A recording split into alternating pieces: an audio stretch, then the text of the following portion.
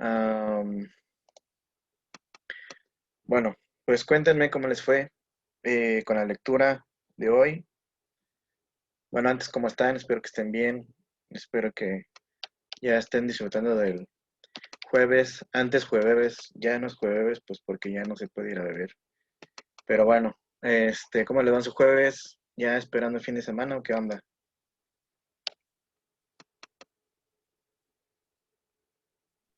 Desde el lunes esperándolo.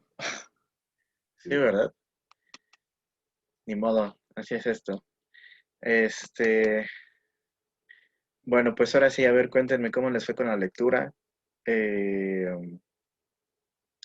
y cómo les fue con la cuestión de la construcción de, bueno, todavía no quería que armaran un cuadro como el de la lectura, pero que más o menos lo fueran entendiendo para que ustedes la próxima clase,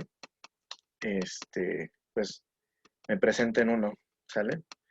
Entonces, a ver, platíquenme, ¿quién quiere participar?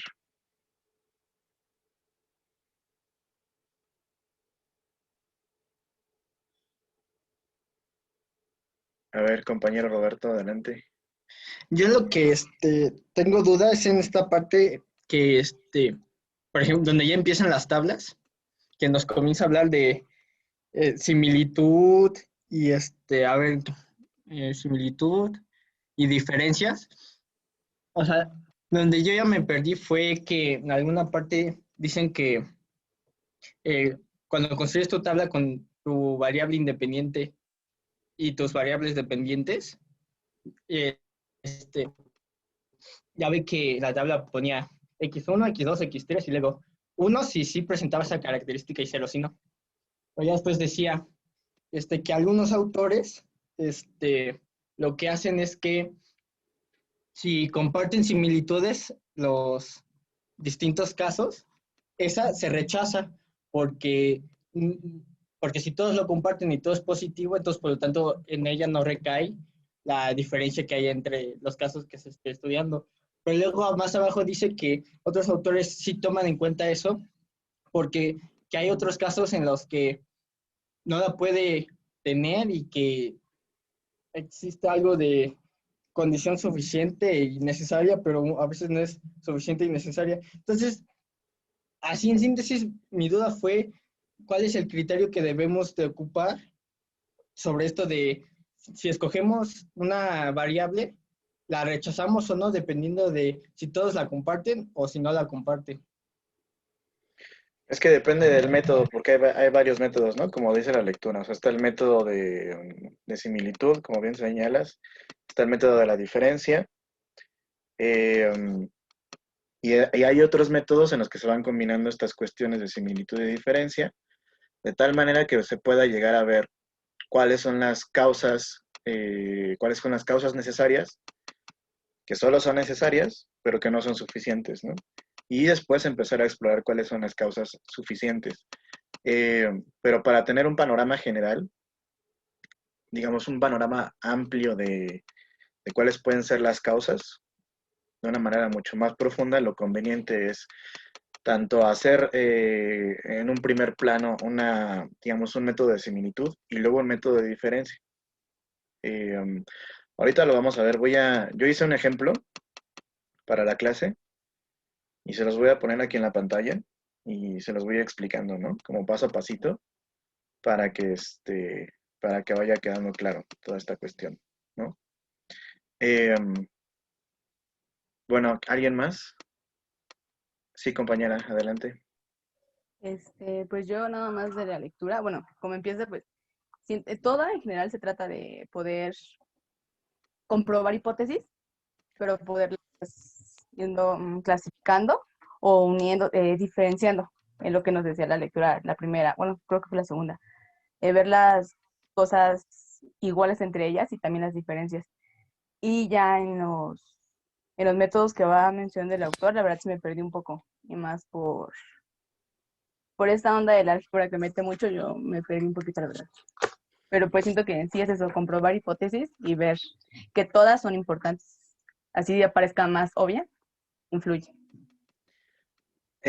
Sí, la cuestión de la hipótesis, pues es la cuestión central, ¿no?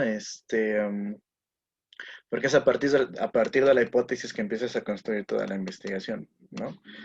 Y sí, como les había comentado, la lectura puede ser un poco pesadita, porque es muy técnica, ¿no? Y te va dando como una especie de receta de cómo hacer estos cuadros comparativos, ¿no? A veces te mete fórmulas, así que parecen como muy cabronas, pero en realidad no son cosas tan complejas cuando ya lo hemos aplicado, ¿no? Solo como que le gusta lucirse al autor y poner ahí como cosas, ¿no? Pero ahorita lo vamos a ir viendo, ¿no? Con más profundidad cada uno de estos pasos. Es que yo creo que en el libro, o sea, sí nos explica lo de, por ejemplo, la reelección del gobernador y eso, pero pues ya está hecho, ¿no? Entonces, yo siento que sería mejor ver cómo se hace desde cero, que ahí ya nos pone las tablas hechas y las variables escogidas. eh, Aunque va explicando ya paso a paso todo esto y te va poniendo el cuadro, ¿no? Hasta el final pone los cuadros, pero sí va explicando paso a pasito cómo lo va construyendo. El problema es que no es tan gráfico hasta que Ajá, eso me refiero a que, no es tan gráfico hasta que ya llega a los cuadros, hasta que ya están ahí. Pero es que ahora sí que esa es nuestra tarea, ¿no? Y esa va a ser su tarea para la próxima clase. Entonces, ya ahorita les digo que yo traigo un ejemplo y más o menos yo les voy a ir diciendo cómo la construí, ¿no? Para que entonces pueda ir quedando un poco más claro, porque sí, la lectura es súper, súper, súper, no está tan compleja, sino que parece compleja y el autor la hace compleja, ¿no? Pero puede ser mucho más sencilla y ahorita vamos a ver cómo, ¿no? También alguien levantó la mano, alguien que tiene una foto con una manita así, pero es que no sé por qué no me sale su... Profe, perdón. No, lo que pasa es que había llegado un poquito tarde porque ya se había iniciado la reunión y no escuché, bueno, no alcancé lo que dijo acerca del cuadro, entonces me preocupé, por eso le estoy Ah, preguntando. no te preocupes porque apenas empezamos la clase hace 5 minutos en realidad. Lo que les decía a los compañeros es que tuve un problema de conexión y con mi computadora. Entonces, realmente no hemos dicho todavía mucho.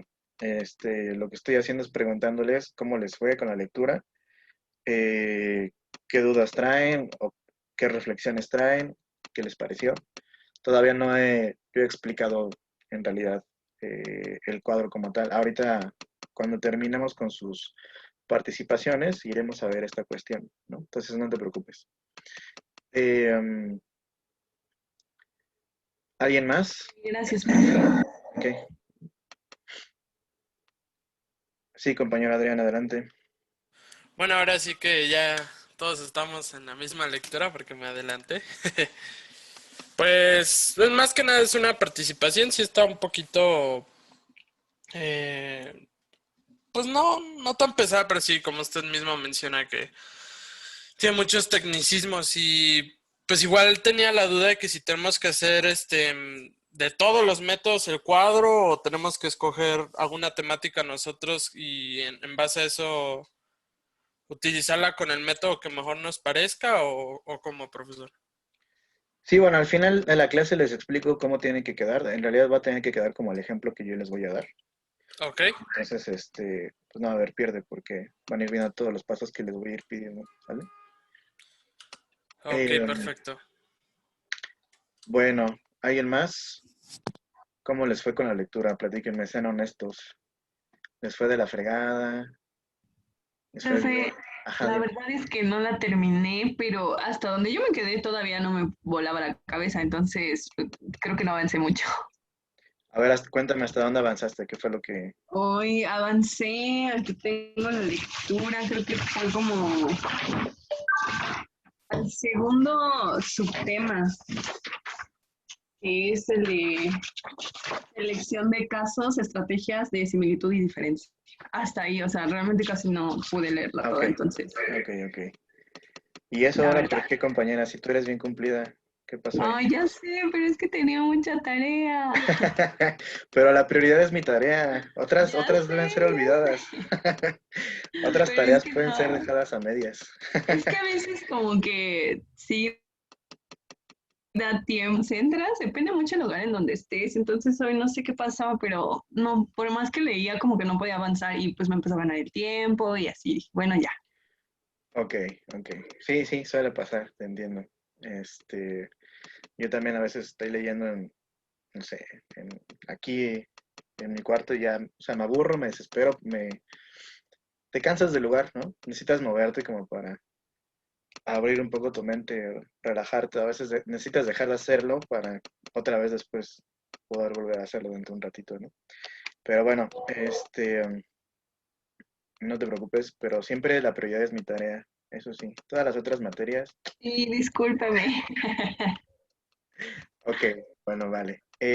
También la compañera Yaret Miranda. Sí, hola, buenas tardes. Pues yo estoy viendo esta lectura más como un instructivo. Realmente no sé si se va a ocupar como para hacer nuestro proyecto en algún momento. Ahorita pues a lo que entiendo van a ser las tablas, que es como lo más complicado y difícil de esta lectura. Yo creo que al principio, pues la lectura está Dalai porque se asocia mucho con la lectura pasada. O sea, es prácticamente que aquí ya es más definido, ¿no? Te define más cómo elegir tus temas y cómo empezar tu investigación, que primero pues es una pregunta, preguntarte qué tu duda, ¿no? Después ya empiezan con las hipótesis y así se va armando. Yo también, ya cuando llegó a las explicaciones de cómo hacer las tablas, a mí se me hizo pues, o sea, ya como que no conectaban mis ideas, ¿no? Porque yo decía, bueno, y entonces, si yo quiero esto, ¿por qué me está aventando otros resultados? No sé, igual eso sería más como ya explicarlo y a qué nos vamos a enfocar, o sea, qué, a qué corriente nos vamos a aventar, si coincidencias o no coincidencias, o sea, ya depende. No sé si también eso, o bueno, de eso dependa nuestra INTA, ¿no? A qué vamos enfocados y es como vamos a elegir si debe haber coincidencias, o sea, compararlas y que haya coincidencias, o que no las haya y entre eliminarte y ya. Es solo como detalle de la lectura. Ok, bueno, una cosa que creo que tiene que quedar clara es que no es tanto que sean como, digamos, corrientes de pensamiento metodológicas. A mí me parece que más bien lo que hace es ir complejizando precisamente el método comparativo, ¿no? Eh, porque lo que nos dice, por ejemplo, en el caso del método de similitud, dice que el método de similitud nos permite ver estas cosas, pero si nos quedamos solamente con el método de similitud, se nos pueden ir estas otras cosas, ¿no? Por ejemplo, en el caso del método de similitud, por lo regular, es que nosotros tomamos las mismas variables independientes eh, para ver si todas cumplen con el mismo resultado. Pero puede suceder eh, que haya un caso en el que la variable independiente no se presente, aunque las variables independientes sí estén todas presentes. Entonces, si nosotros hacemos que todos los resultados sean similares, es decir, que todas las variables dependientes sean similares, podemos perdernos de ese otro caso, que también tiene todas las causales de los otros casos, pero que no da el mismo resultado. Y entonces ahí hay algo que deberíamos ver, que no deberíamos ignorar. Y ahorita lo vamos a profundizar con el ejemplo que les traigo. Para que quede un poco más claro por qué no se trata tanto de elegir uno u otro, sino cómo adoptando o complejizándolo cada vez más, que creo que eso es lo que hace precisamente el autor. Es decir, bueno, esto te permite ver esto, pero si lo complejizamos más, si nos preguntamos más sobre estas otras cosas, nos vamos a dar cuenta que nos estamos perdiendo de estas otras cosas. Entonces conviene complejizarlo más para ir más a profundidad con lo que queremos saber. Porque si no, podemos cometer ciertos sesgos, que es precisamente lo que dice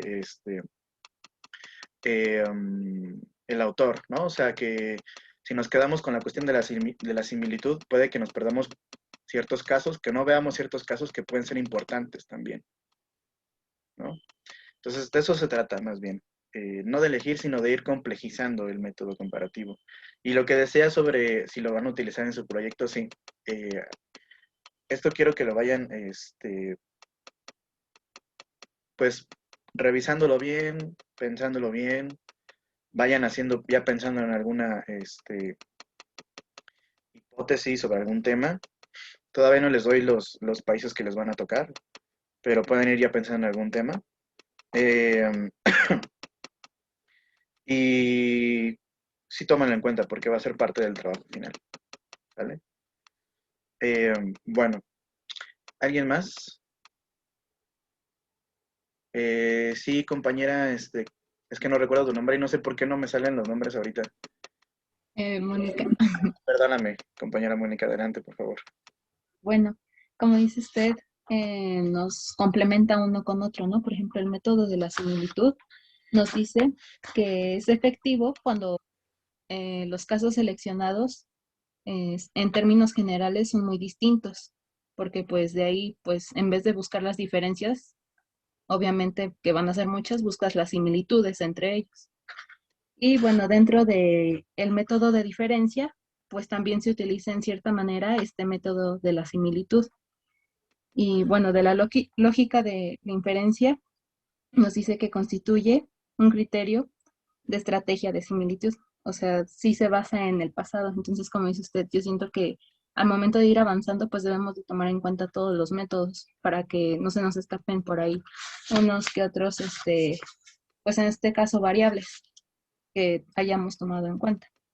Y pues bueno, me gustó que al principio pues lo tomó de manera estadística, delimitar eh, un, una población, más bien una muestra, porque pues la población todavía es muy grande y sobre todo delimitar el tema, que es lo que hemos venido viendo también, porque pues si no delimitas va a ser muy ambiguo y pues no vas a tener como que, en este caso se delimitó al por qué los gobernadores,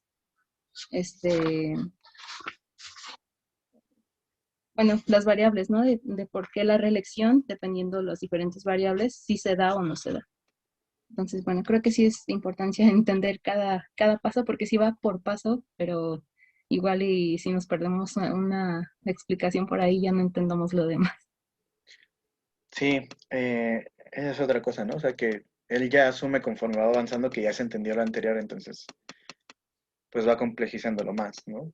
Y como dices, o sea, es que realmente, o sea, estos distintos métodos lo que nos permiten ir uniendo y lo que nos permiten ir definiendo son todas estas causales o todas estas variables independientes que son necesarias, ir distinguiéndolas de las variables que son suficientes, ¿no? Porque no es lo mismo que una cosa sea necesaria a que sea suficiente. Por poner un ejemplo, de esos ejemplos burdos que siempre les pongo, ¿no? A lo mejor para que ustedes anden con esa persona que los pretende, es una condición necesaria que tenga, no sé, que tenga ojos azules o verdes o una cosa así, porque les gustan güeros o güeras, ¿no? Y eso es una condición necesaria. Pero quizá no es suficiente porque, ¿qué tal si tiene ojos verdes, u ojos azules y es medio güey? Y entonces van a decir, no, ni madres, pues, con este cuate, no, ¿no? Y y lo van a mandar a freír espárragos con todos esos ojos verdes. Entonces, esa condición es una condición necesaria, pero no es suficiente para que ande con ustedes, ¿no? ¿Qué sería una condición suficiente? No sé, por poner un ejemplo.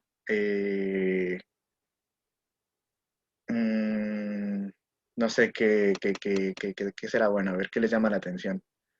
A ver, alguien dígame cuál es la condición suficiente para andar con Dinero. dinero. Ok, que tenga dinero. O sea, ¿quieres una sugar mommy o algo así?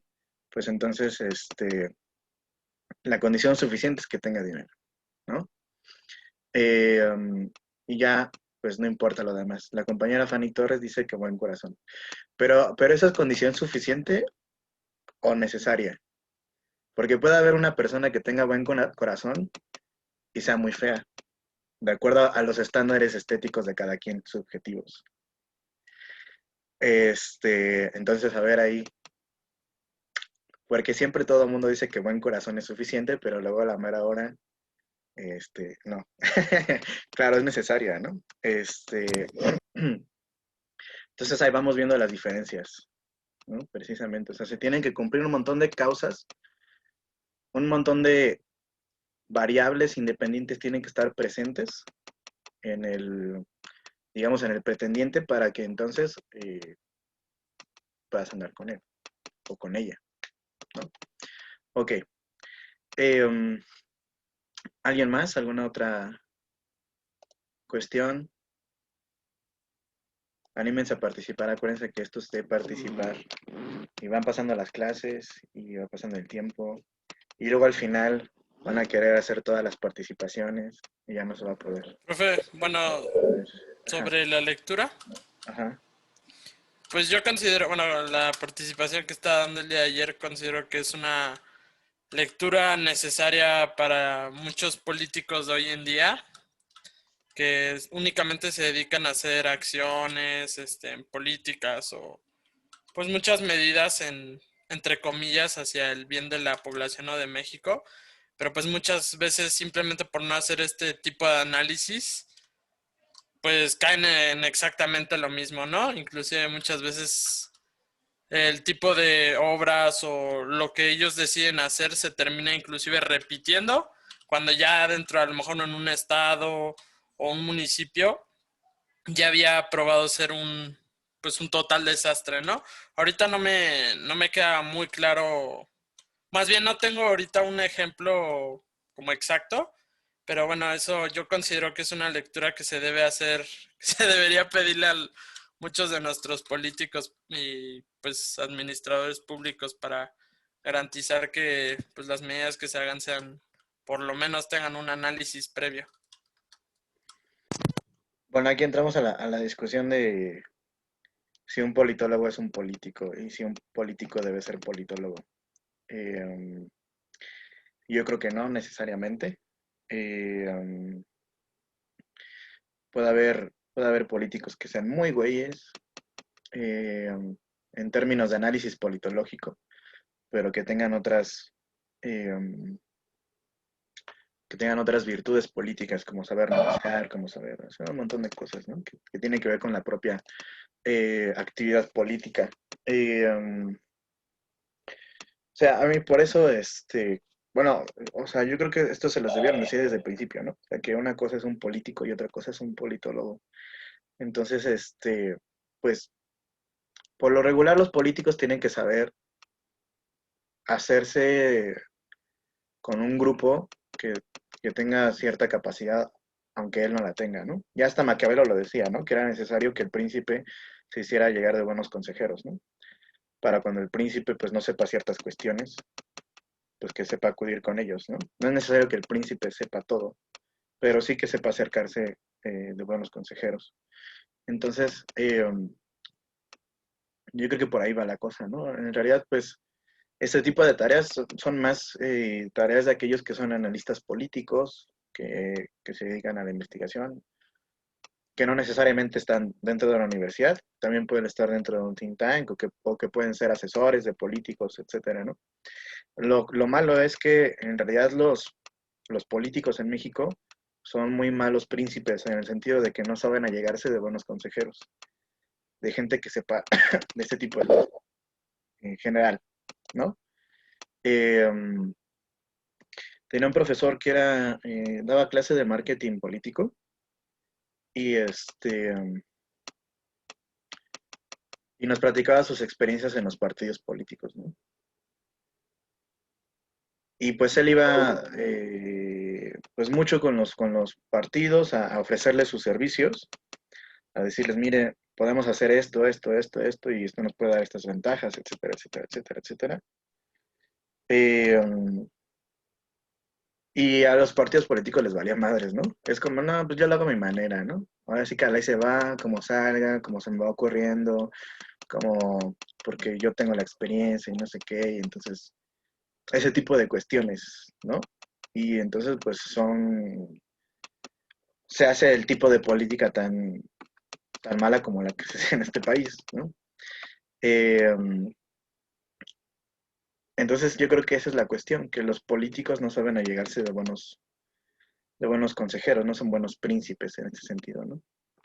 Sí, Cristian, adelante. A mí me surgió una duda en eso que mencionas.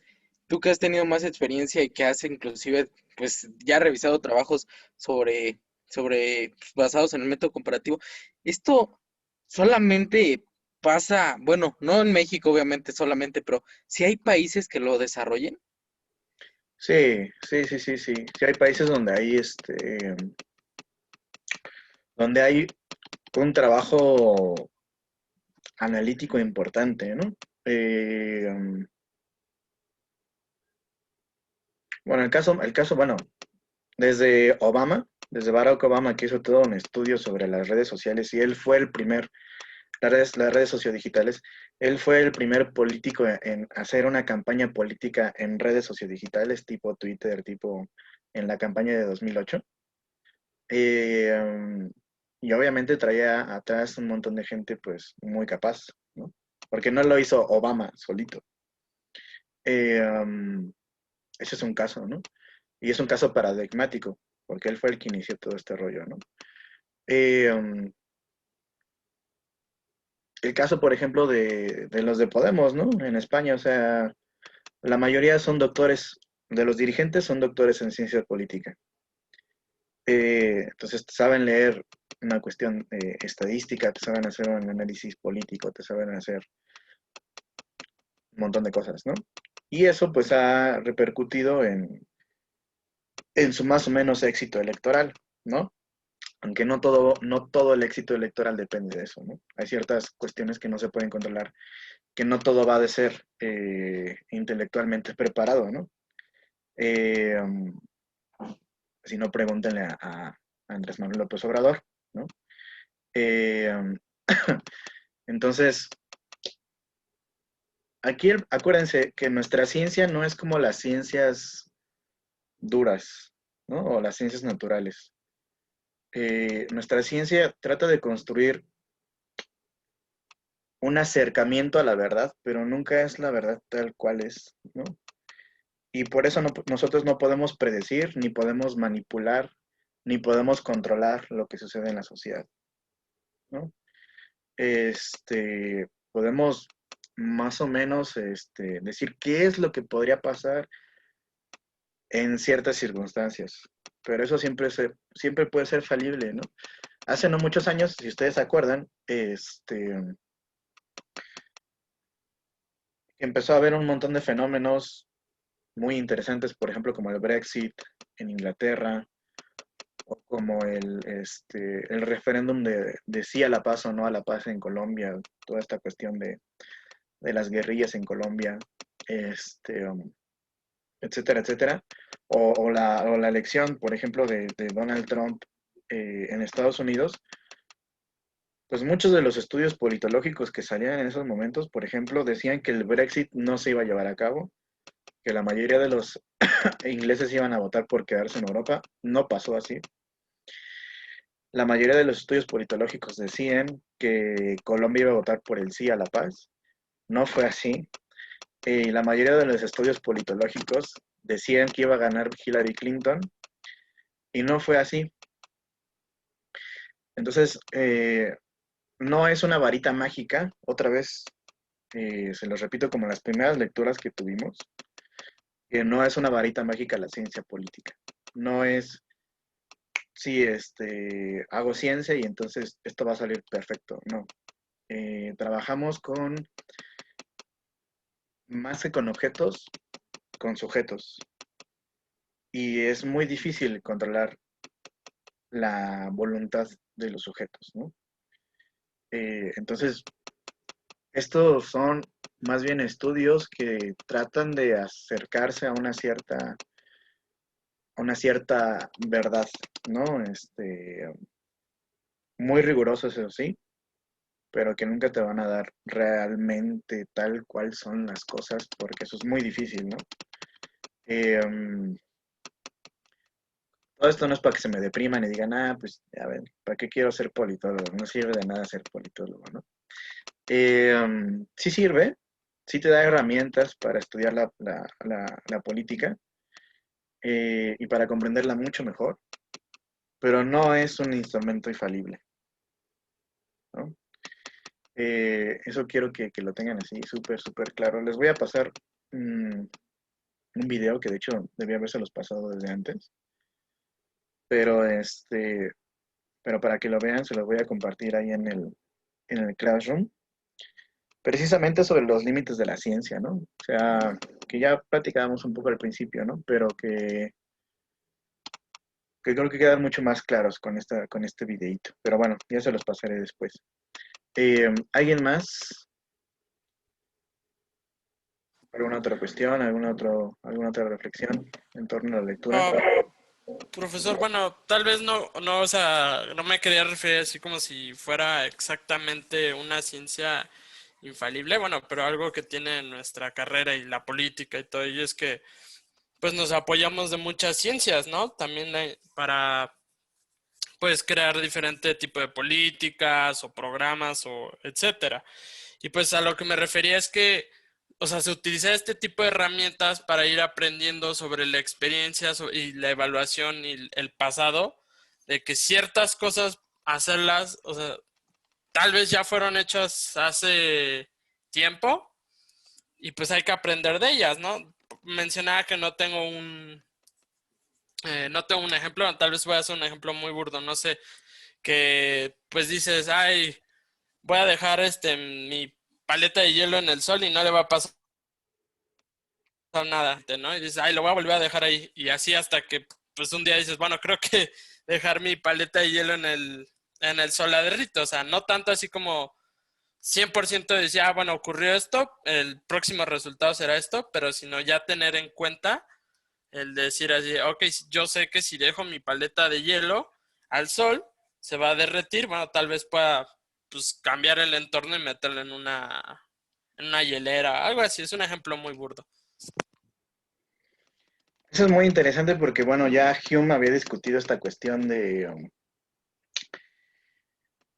que en realidad las leyes, las supuestas leyes de la naturaleza, que son estas constantes que tú estás diciendo, ¿no? Por ejemplo, o sea, si dejo mi paleta en el sol, mi paleta de hielo en el sol se va a derretir. Eh, que en realidad no son leyes, sino más bien son repeticiones en el tiempo que, que como a nosotros nos parece constantes, las tomamos como si fueran leyes, pero no son leyes, simplemente son costumbres, ¿no? Por ejemplo, asumimos que cuando nos vamos a dormir, no sé, bueno, los que se desvelen dormirán pocas horas y los que se duerman temprano dormirán más horas, ¿no? Y que más o menos a las 6:30 de la mañana amanecerá. Y entonces decimos, bueno, es que es una ley que el sol siempre va a salir a tales horas o que siempre va a amanecer, ¿no? Eh, pero bueno, sabemos que en algún momento ya los científicos ya estudiaron cuánto vive una estrella y el choro ese, pues el sol se va a morir, se va a acabar y todo el asunto de la muerte del sol y obviamente todo el sistema solar, ¿no? Que implica. Eh, entonces, el hecho de que una cosa se repita constantemente con el tiempo no quiere decir que siempre se vaya a seguir repitiendo constantemente, necesariamente, ¿no? Para empezar, porque eso no es empírico, aunque nos pueda parecer muy, muy, muy empírico, eso no es empírico, ya lo había dicho David Hume, ¿no? En el sentido de que nosotros no podemos analizar el futuro, podemos esperar que suceda, pero nosotros no podemos ir al futuro para ver si siempre sucede. Simplemente pues lo que podemos hacer es ver el pasado, como bien decías, y ver esta serie de repeticiones. Y entonces suponer que va a volver a suceder. Pero nunca podemos estar del todo seguros que va a volver a suceder. Nunca, ¿no? Y eso pasa en las ciencias naturales y pasa también en las ciencias sociales. Nos pueden servir, como bien dices, para tratar de aprender ciertas cosas del pasado, ver cómo sucedieron, ver cómo se han dado, y hacer una suposición de lo que podría acontecer entonces, si esas mismas circunstancias se vuelven a repetir en el futuro. Pero nunca estamos seguros de que vaya a ser así, ¿no? Entonces esos son estos límites que tiene la misma ciencia, ¿no? Que como les decía, o sea, no es nada más una cuestión de las ciencias sociales, es de las propias ciencias naturales. Esto de David Hume que les platico viene de hecho en el texto, en el primer texto que leímos, aunque no leímos esa parte del texto, pero viene en este libro de la investigación, la filosofía de la investigación social, ¿no? David Hume era un empirista, un súper empirista, entonces radical, que llegó a estas conclusiones, ¿no? Realmente no podemos saber el futuro y no podemos asegurar que lo que viene repitiéndose durante el tiempo seguirá repitiéndose en el futuro. Bueno, ¿alguien más? ¿Alguna otra cuestión? ¿Alguna otra reflexión? Ok, bueno. Entonces, les voy a compartir pantalla del ejercicio que yo hice como ejemplo para que lo vayamos revisando, ¿no? Directamente. A ver, ¿dónde está compartir pantalla?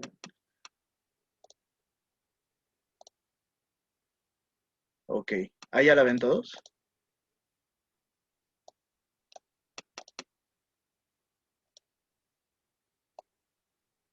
Ya, profe. Ok. Bueno, este es el cuadro comparativo que yo hice. Bastante burdo, pudo ser mucho más profundo, pero bueno, nada más es para aquí como ejemplo para la clase, ¿no? Y le puse cuadro comparativo, causas del crecimiento electoral de la extrema derecha en los sistemas políticos actuales. Entonces, aquí como bien dice la lectura, pues todo surge de una pregunta de investigación. Como ya lo habíamos visto también en la clase pasada, ¿no? Es necesario que nos preguntemos algo para que entonces podamos empezar a investigar sobre esta cuestión, ¿no? En este sentido, pues entonces la pregunta de investigación es el punto inicial a partir del cual nosotros tenemos que partir para hacer cualquier tipo de investigación y también una investigación comparativa, ¿no? Aquí en este caso, pues mi pregunta de investigación fue esta. ¿Cuáles son las causas principales del crecimiento electoral de los partidos de extrema derecha en los sistemas políticos actuales, ¿no? Muy general, pude delimitarlo mucho más, pude decir en los sistemas políticos de Europa, en los sistemas políticos de no sé dónde, pero quise dejarlo un poco más general para poder retomar varios ejemplos que no solamente estuvieran en Europa y entonces ir viendo que otras, precisamente los casos de diferencia que hay, ¿no? Porque Europa es muy parecida en general. Entonces, bueno, ¿cuál es mi hipótesis? Que las causas principales del crecimiento electoral de los partidos de extrema derecha en los sistemas políticos actuales son la crisis económica, la pérdida de legitimidad de los viejos partidos políticos y la nostalgia por un pasado de orden y grandeza. Acuérdense que la hipótesis, pues, es lo que yo supongo que está sucediendo, que explica el fenómeno.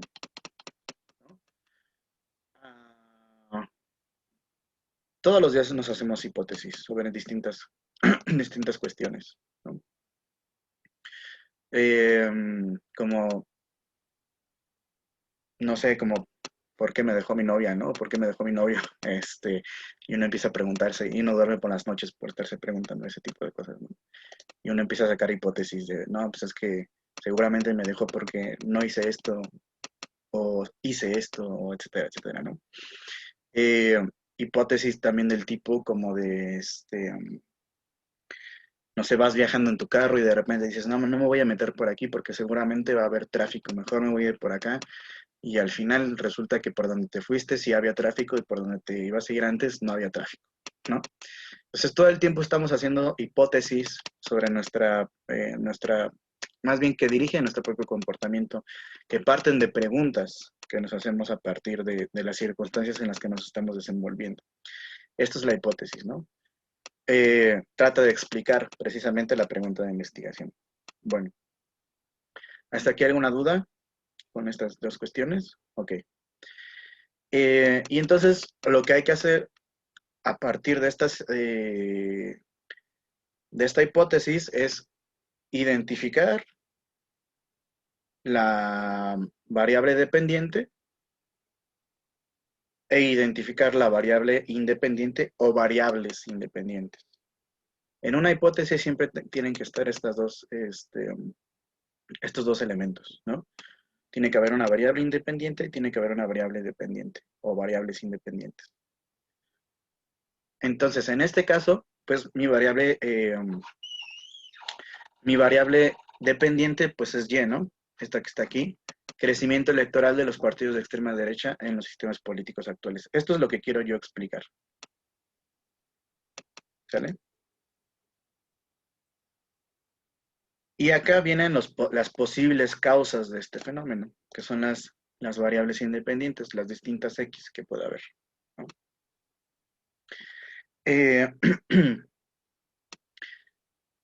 Entonces, aquí mi primer variable independiente, crisis económica, ¿no? Que es la que menciono acá en mi hipótesis, ¿no? La primera es crisis económica, la segunda, la pérdida de legitimidad de los viejos partidos políticos, y la tercera, la nostalgia por un pasado de orden y grandeza, ¿no? Y aquí, a partir de esta tabla 1 que yo armé, lo hice a partir de la estrategia de similitud, que es la primera, digamos, la primera explicación que nos da la lectura de cómo podemos hacer un trabajo comparativo, ¿no? Y elegí a distintos países, ¿no? País A es España, país B, Alemania, país C, Estados Unidos, país D, Brasil y país E, Grecia, ¿no? En todos estos, si se dan cuenta, en todos estos países, la variable Y está presente, es decir, hay un crecimiento electoral de los partidos de extrema derecha. En todos estos sistemas políticos, hay un crecimiento electoral de los partidos de extrema derecha.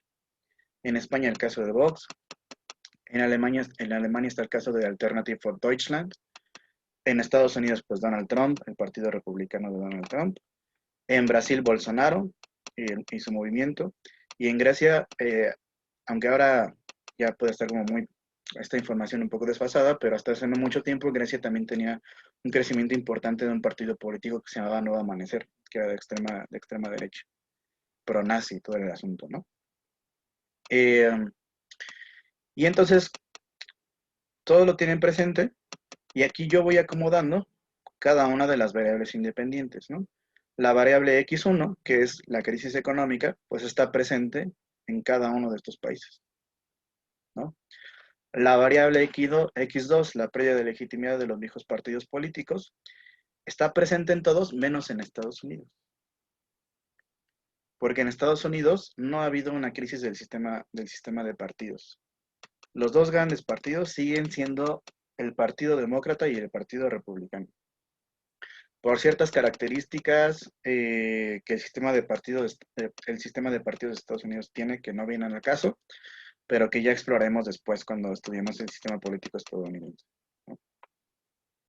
Y la variable X3, que es la nostalgia por un pasado de orden y grandeza, ¿no? Tanto en España el partido de Vox representa esta nostalgia, porque es un partido que representa sobre todo la idea de que durante la dictadura se vivió mejor, que era mejor vivir con Franco, algo así como decir que todo era mejor con Don Porfi aquí en México. Pues algo así representa Vox allá en España, ¿no? En Alemania también está el caso ¿no? De Alternative for Deutschland, que lo que pretende es exalzar a Alemania por sobre todo los demás países europeos, ¿no? El caso de Estados Unidos, pues eso creo que es mucho más, mucho más cercano a nosotros, y está el caso de Donald Trump, ¿no? O sea, ¿cuál era el lema de Donald Trump, de campaña de Donald Trump? Make America Great Again, ¿no? Hacer América grande otra vez. Entonces, lo que vemos ahí, pues es esta promesa de un pasado en el que todo era mucho mejor, y en el que el orden prevalecía, ¿no? En Brasil y en Grecia igual, o sea, tanto Bolsonaro como los del partido Amanecer Dorado representaban ese tipo de ideas, ¿no? De la nostalgia. Por lo general los conservadores son nostálgicos, ¿no? Entonces, está cada una de estas variables. Ok. Acá, ¿Cuándo la vas a llevar con Verónica? ¿alguien tiene prendido su micrófono? ¿Te gusta? No sé quién es. No veo quién tiene prendido su ¿Cuánto micrófono. dinero necesitas Salí. para Ya. Quetzalín. Sí, ya la silencié. Ok. Bueno, en este ejemplo, en la tabla 2, uso el ejemplo del sesgo en la selección. Es decir, lo que la estrategia de similitud no nos permitiría ver si no adoptamos la estrategia de la diferencia, ¿no? Aquí, por ejemplo, usé el caso de México, porque lo que observé es que México tiene cada una de las variables anteriores a las que yo apuntaba, ¿no? En México hubo una crisis económica, en México hubo una crisis del sistema de partidos, y en México también por ahí hay gente que anda nostálgica, que con el pasado todo era mejor, que cuando Don Porfirio y todas estas ondas y rollos así, y hay grupos en Facebook que siguen, que exalzan, por ejemplo, a Maximiliano de Habsburgo y cosas así, ¿no? Que vuelva al Imperio Mexicano y rollos de esos, ¿no? Entonces sí hay una nostalgia por este pasado de orden y grandeza, ¿no?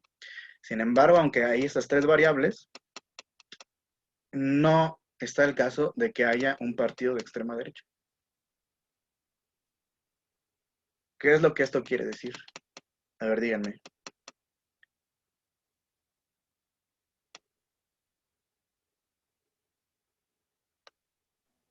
Pues yo lo podría como que, aunque cumpla las otras variables, o sea, estas variables no, cualquier país que lo cumpla no van a determinar si se da la variable. Exacto.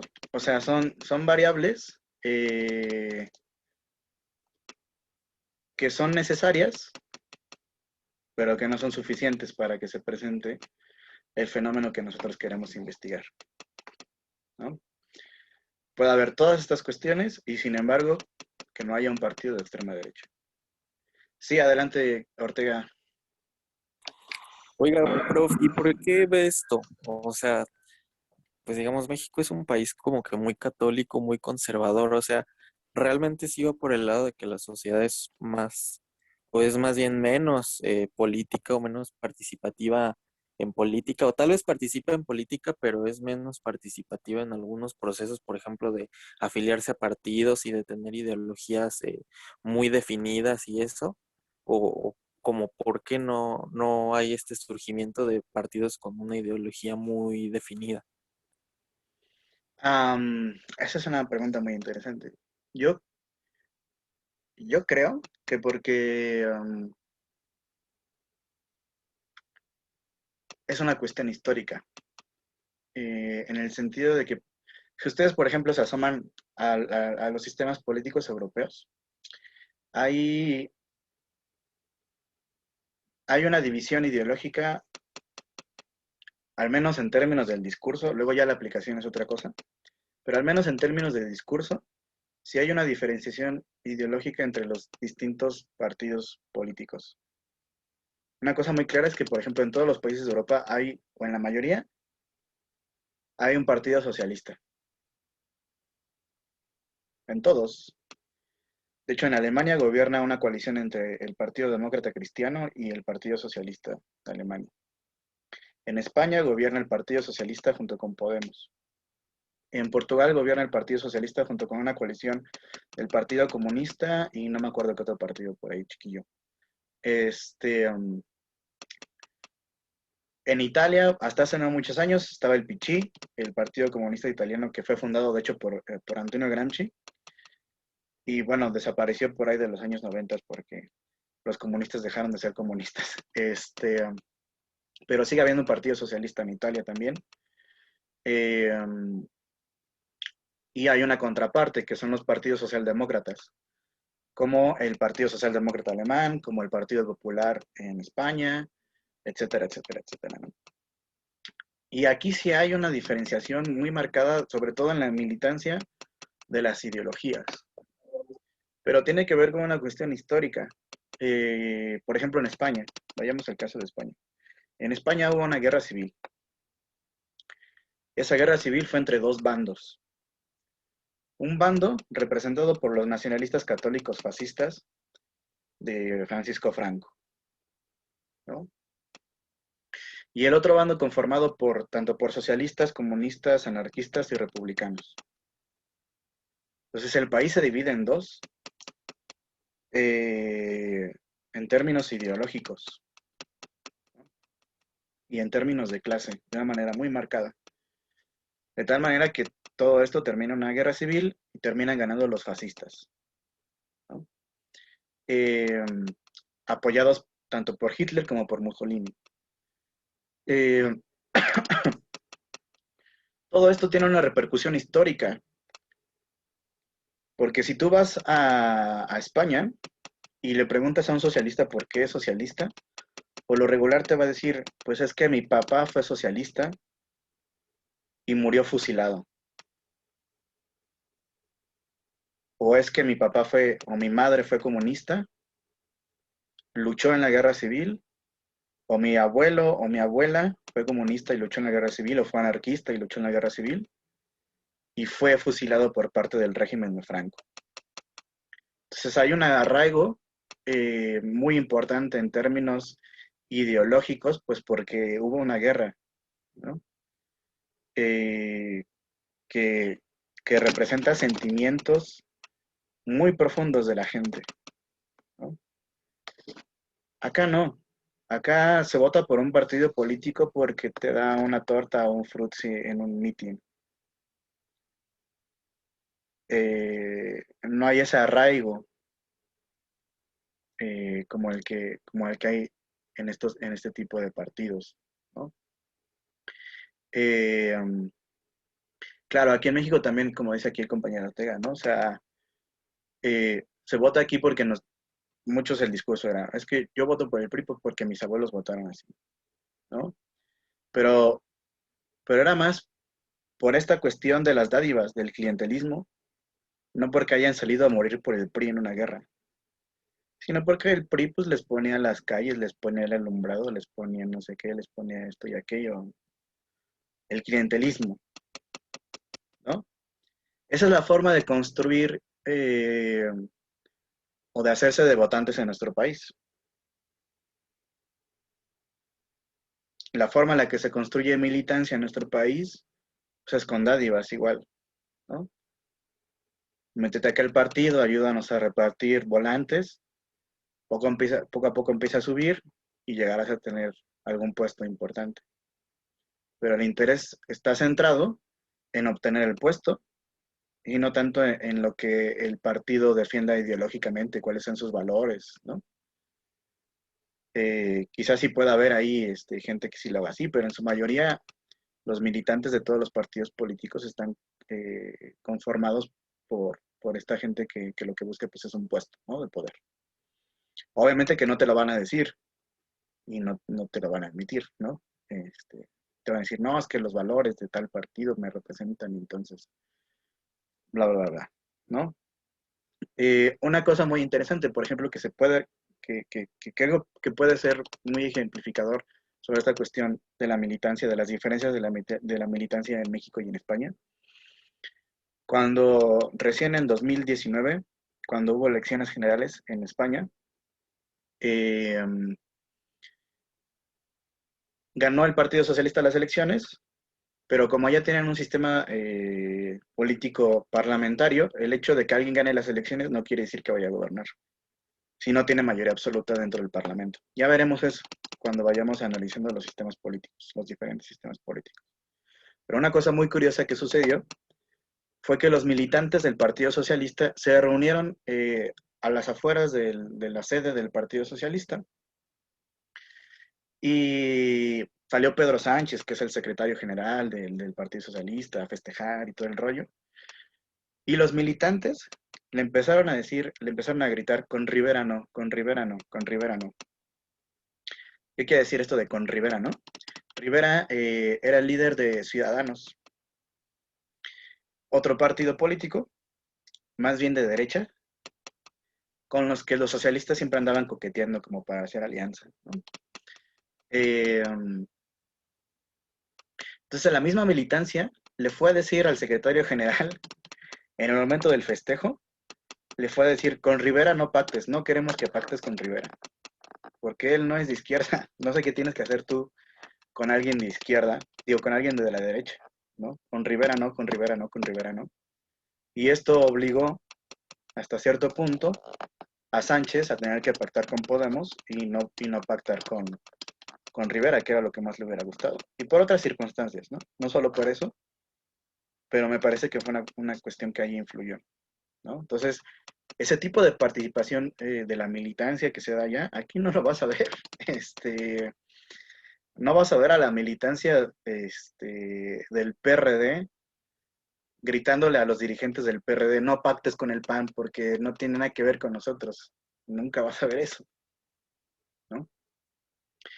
Entonces tienen que ver con diferencias históricas, me parece, ¿no? Y ahorita, bueno, yo agregué aquí en el cuadro una variable más para explicar esta cuestión, ¿no? Entonces, bueno, se las voy a enseñar. Agregué esta variable, x4,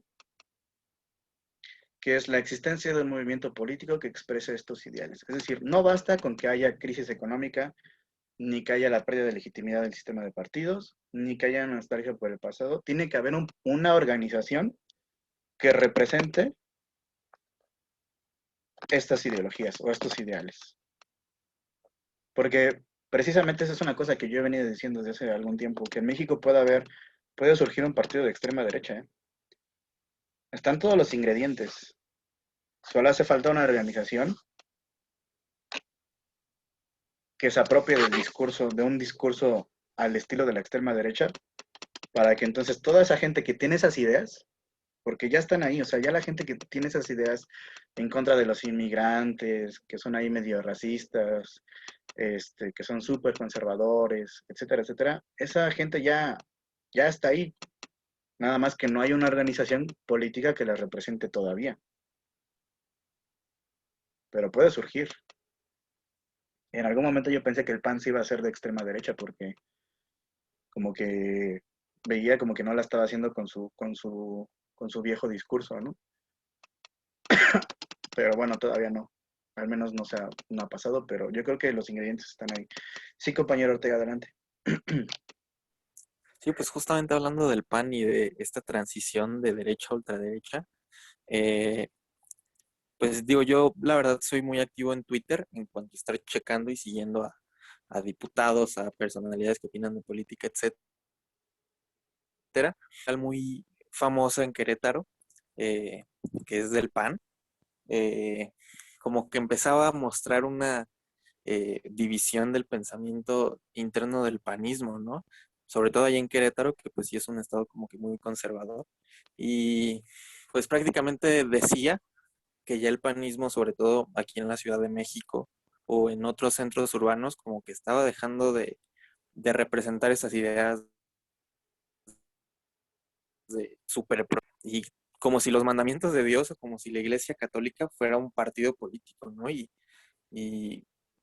yo veo que ese tipo de ideas tienen mucho arraigo en Querétaro, en Guanajuato, o sea, igual y para nosotros son ideas anticuadas y son ideas que no tienen mucho auge, que decimos cómo eso puede ganar, ¿no? Y cómo eso puede tener popularidad, pero pues allá es muy popular y pues un buen de gente como que le siguió la corriente y digo, no creo que eso signifique una crisis del panismo en esos lugares, porque a pesar de todo, pues el partido está muy bien cimentado, pero pues sí se ve que la mayoría de la gente que vota por el PAN en estos estados desearía que el PAN fuese todavía más cerrado, ¿no? Y fuese todavía más radical con los ideales, pues como yo digo, de la Iglesia Católica, ¿no? Prácticamente desean que la Iglesia sea un partido político y que los mandamientos de Dios sean lo que tenga que estar en la Constitución, ¿no? Entonces,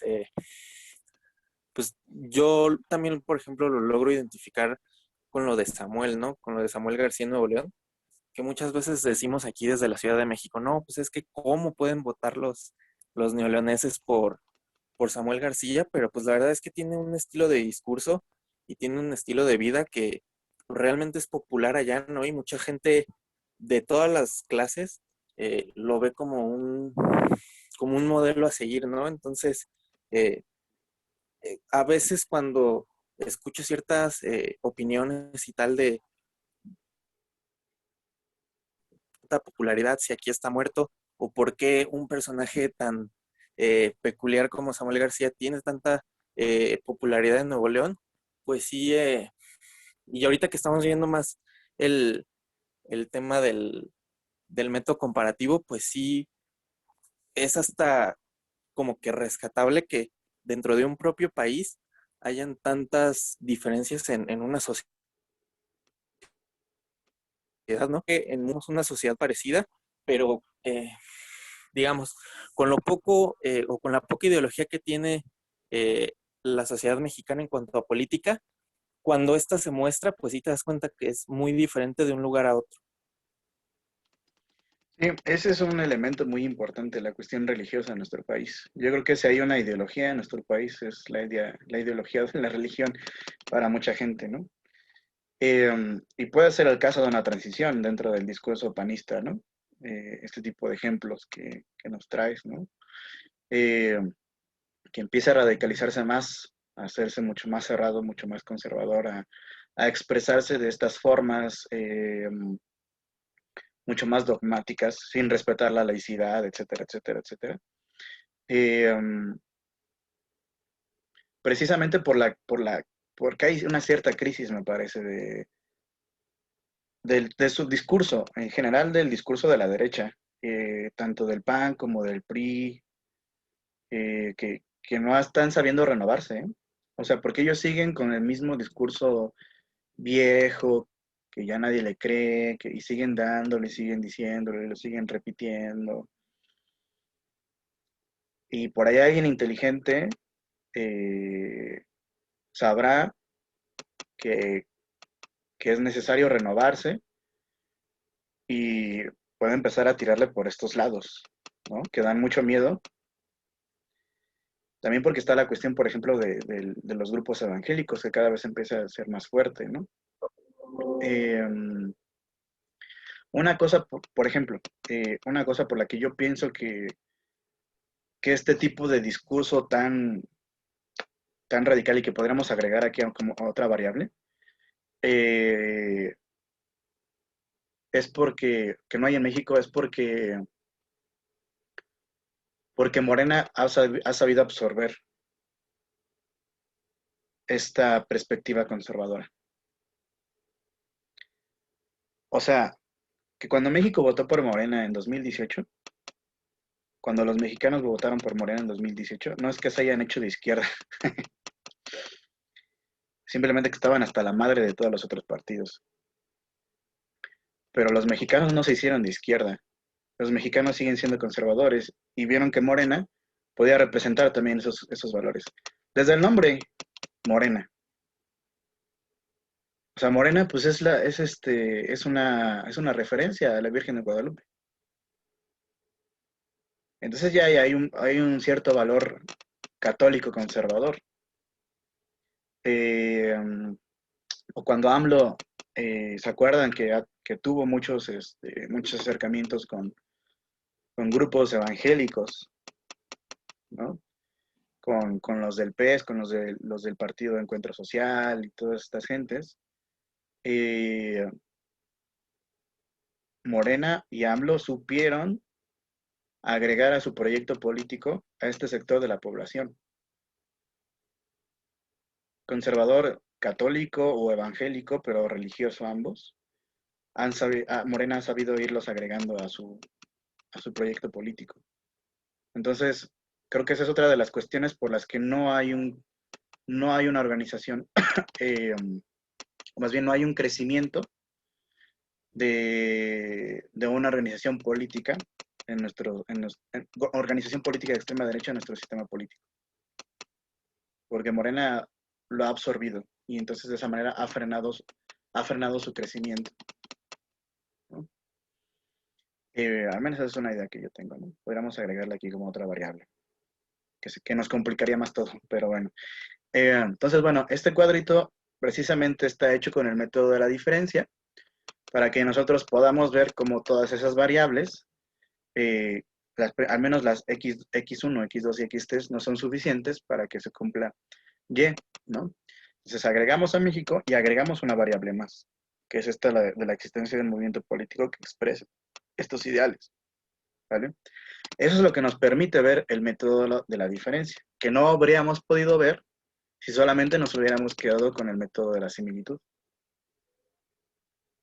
Agregar un elemento diferente, ¿no? Que es el caso de México. ¿Sale? Ok. Y aquí se empieza a complejizar todavía más, ¿no?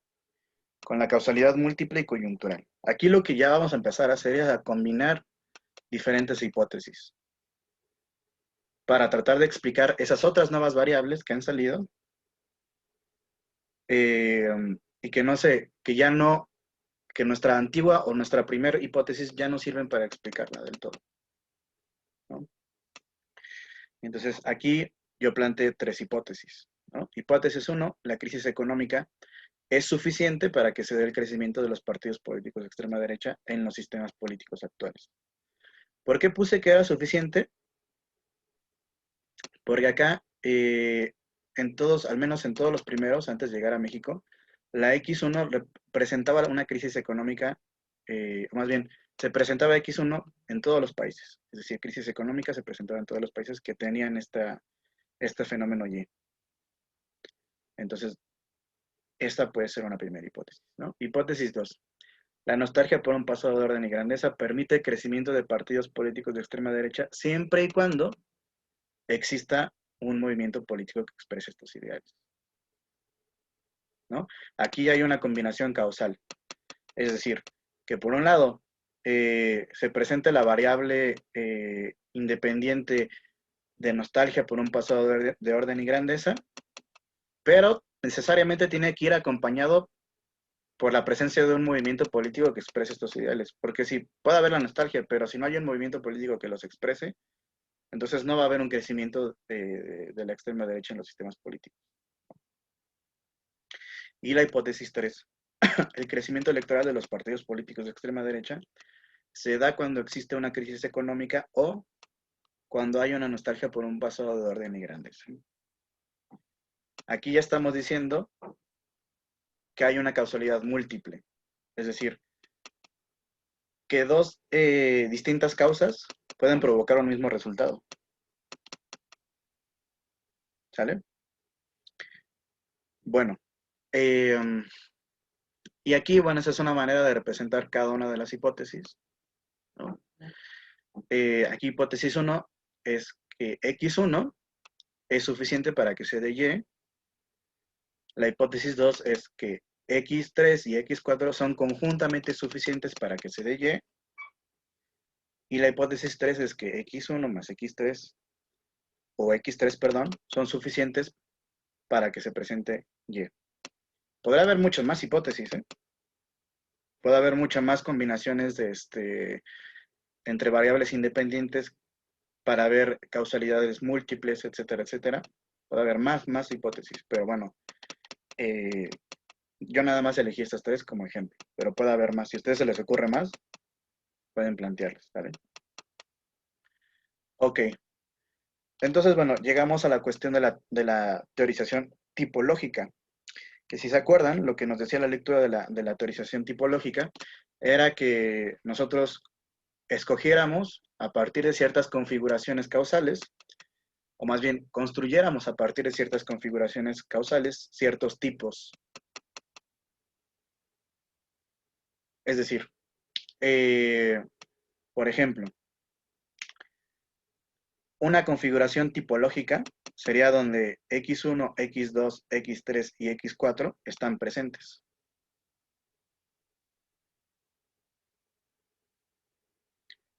Y por tanto, las tres hipótesis se cumplen.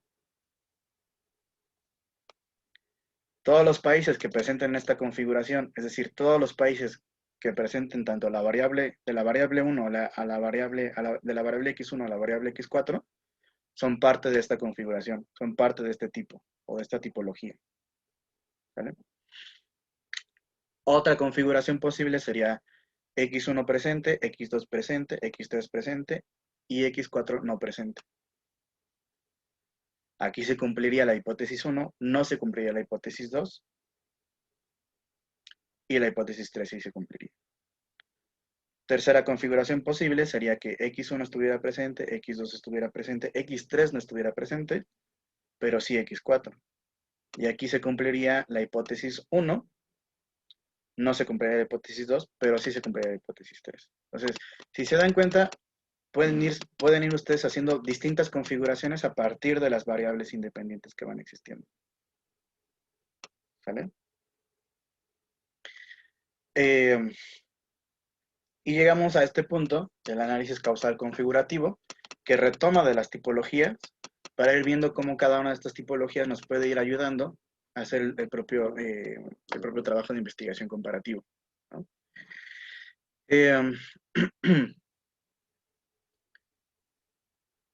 Bueno,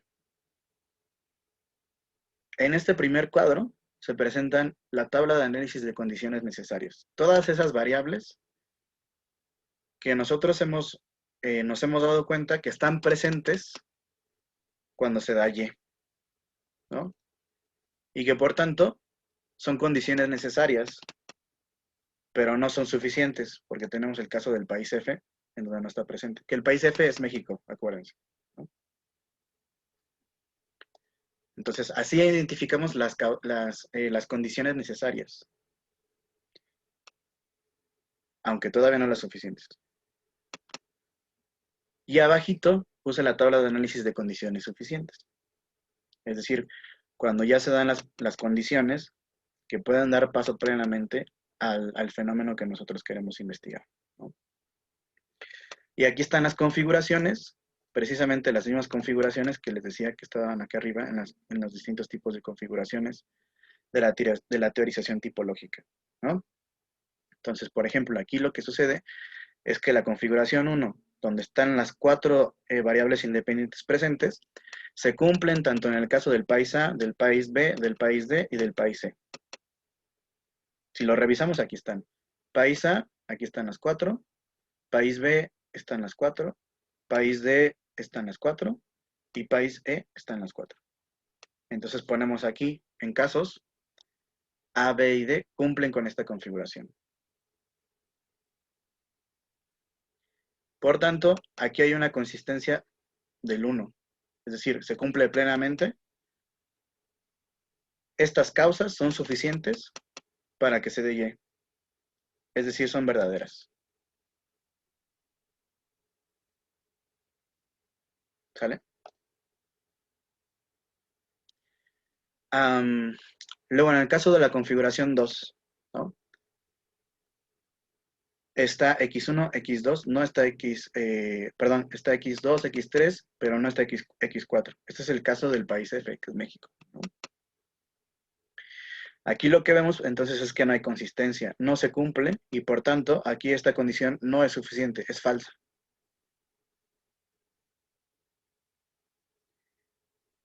Vayamos a la configuración 4. Está X1, no está X2, pero sí está X3 y está X4. ¿Quién cumple este caso? El país C. X1, X2, X3 y X4. Aquí sí hay consistencia porque sí se cumple Y. Por tanto es verdadero. Esta es otra condición suficiente. Es decir, esta configuración también es suficiente para que se dé Y. Aquí si se dan cuenta lo que ya estamos descubriendo es que hay una causalidad múltiple. Que es posible que se presenten estas variables independientes para que se dé Y, pero también es posible que se presenten estas otras variables independientes o esta otra configuración de variables independientes para que se dé Y. Es decir, distintos caminos pueden terminar en el mismo caso. ¿Sale? Bueno, eso es en general. Explicada en cortito la lectura. Creo que así queda un poquito más claro, ¿no? Sin tanto rollo, choro y todo eso. Bueno, ¿alguien tiene alguna pregunta? Yo Ajá. me perdí, no sé, bueno, no sé a qué se refiere con configuraciones. Ah, ok, dale. Ay, perdón, cambié de página. Ok. Configuraciones. Mira, las configuraciones parten de esta cuestión de la teorización de la tipología o tipológica. Puede haber una primera configuración. Esta configuración, acuérdense ¿te acuerdan que la clase pasada platicamos que puede haber una constelación que podamos nosotros definirla como una configuración? Y hablamos del caso de la constelación de Orión, ¿no? Que son distintas estrellitas que están acomodadas de cierta manera que conforman la constelación de Orión. Aquí es lo mismo, pero con las variables independientes. Son variables independientes que están armadas de una cierta forma, que dan paso a una configuración, a una tipología. ¿Cómo están configuradas las variables independientes en la configuración 1? Pues que todas están presentes. De x1 a x4, todas están presentes. En la configuración 2, ¿qué es lo que cambia? Pues que x4 ya no está presente. Esa es otra forma de configurar las variables independientes. ¿Sí? En la configuración 3, ¿qué es lo que pasa? Que están todas menos x3. Esa es otra forma de configurar las variables independientes. Y así, ¿no? En el 4, la que falta es x2, pero están todas las demás. En la configuración 5 falta x1, pero están todas las demás. En la configuración 6 falta x2, falta x1, x2, pero están x3 y x4, ¿no? Acá, bueno, se me pasó explicarles esto, ¿no? ¿Qué sucede cuando no hay casos? Es decir, por ejemplo, para la configuración 3 no hay casos que cumplan con esa configuración. Es decir, no hay datos empíricos que me permitan a mí saber de un caso en el que la x3 no esté presente y que se cumpla allí. No hay casos, al menos de los que yo estoy eligiendo, país A, país B, país C, país C, país D, país E y país F, ninguno cumple con esta configuración. Pues lo que hago es dejar vacío aquí, porque no hay ninguno, no hay ninguna consistencia, y lo dejamos en interrogación. No sabemos si es verdadero o es falso esta configuración. Es decir, no sabemos si esta configuración puede llevar a que a que la variable dependiente esté presente o no, porque no conocemos un caso en la realidad. Y lo mismo con la configuración 5, ¿no? No hay ningún caso que esté conformado por esta configuración. Por tanto, no podemos saber si es verdadero o falso que esta configuración dé como resultado Y, porque no hay casos que podamos analizar. Lo que tendríamos que hacer entonces es ampliar el número de casos para saber si se puede dar este tipo de configuración en alguna parte y si da como resultado Y, ¿no? Ok, ¿alguna otra pregunta? Reflexión, duda, queja. ¿Quedó claro? Está chido, ¿no? Está entretenidito. Está medio, medio trabajoso, pero, yo creo que nos puede ser muy útil. Sí, compañero Cristian, ¿habías levantado la mano? Este, ¿Cómo? Y la tarea, o sea, sí va a consistir en un ejemplo, así como el que nos acabas de presentar, pero ¿hasta cuándo tendríamos para enviarlo? ¿O cuándo es el límite? ¿O cómo va a estar la onda? Tienen hasta el jueves de la otra semana, Hasta el jueves, va, va, va. ¿vale? Entonces vayan pensándolo, vayan armándolo, vayan planteando una pregunta de investigación, vayan pensando una hipótesis de esa pregunta de investigación. Aquí pueden utilizar datos ficticios. No necesariamente tienen que ser datos fidedignos, porque yo sé que eso conlleva un trabajo de investigación mucho más profundo. Si quieren hacerlo con datos fidedignos, es decir, que estén muy seguros de cómo están presentes las variables en cada uno de los países que ustedes van a elegir, pueden hacerlo. Yo creo que eso va a ser mucho más útil para la propia clase y para ustedes. Pero si se quieren inventar los datos, al menos que partan de un sentido común más o menos identificado, pueden hacerlo. El chiste es que ustedes vayan aprendiendo cómo se hace este procedimiento, el proceso.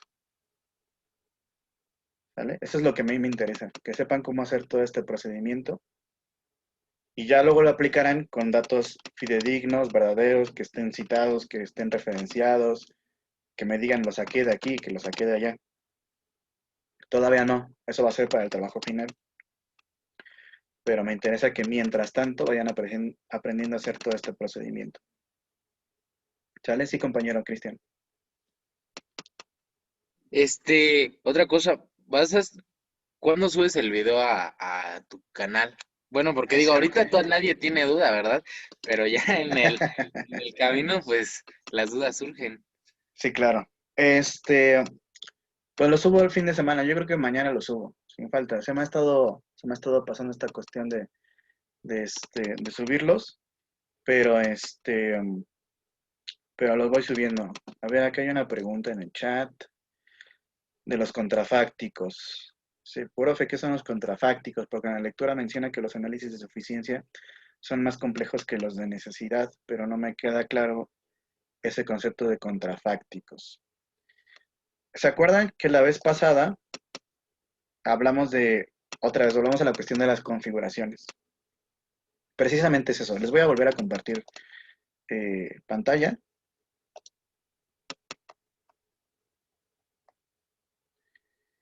¿Se acuerdan que dijimos que Weber decía, hace falta ir jalando cada hilito de las causalidades para ver cuál es el hilito más importante que hace que esté presente ese fenómeno que yo quiero saber por qué está presente?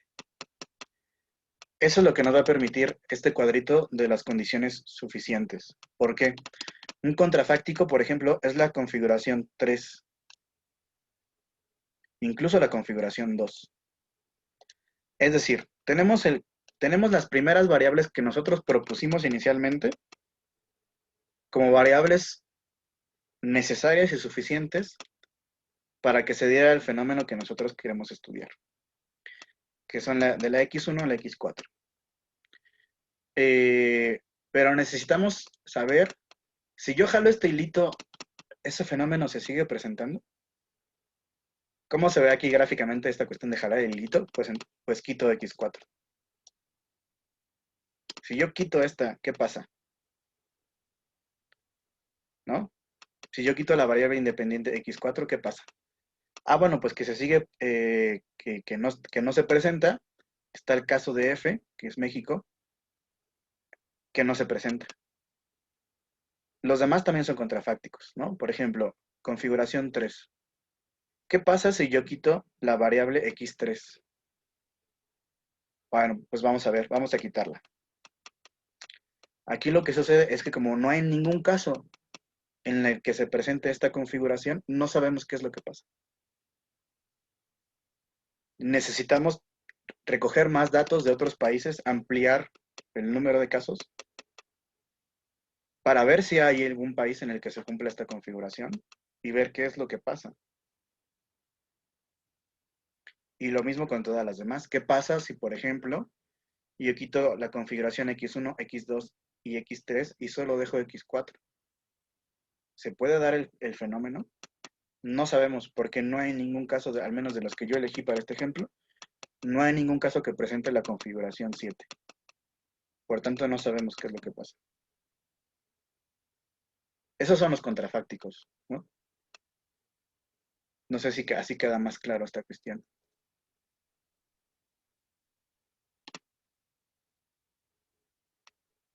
¿Sí o no? Bueno, ok. ¿Alguna otra pregunta? ¿Alguna otra cuestión, duda? ¿No? Bueno, pues ahora sí, hicimos una clase muy práctica, bastante técnica y creo que les va a ser útil. Ya, nos bajamos de la cuestión tan abstracta de que si la ciencia sí es ciencia o no es ciencia, y ya nos bajamos para saber qué rollo con esta cuestión de los métodos comparativos, ¿no? Pues bueno, les encargo entonces eso como tarea para el próximo jueves. Yo subo mañana esta clase grabada. Todos modos, si tienen alguna duda pueden escribirme y ya les responderé, ¿vale? Y bueno, pues hasta aquí le dejamos. Pueden ir a descansar, a cenar o a lo que vayan a hacer y a despejarse de todo esto, ¿va? A dormir. Fíjense. Bye, bye. Vale, nos vemos. Que